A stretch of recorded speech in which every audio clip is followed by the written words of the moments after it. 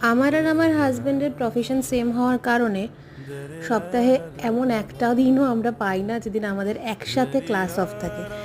ওর যেদিন ক্লাস থাকে সেদিনকে হয়তো আমার একটা অফ থাকলো, আবার আমার যেদিন ক্লাস সেদিনকে হয়তো ওর অফ।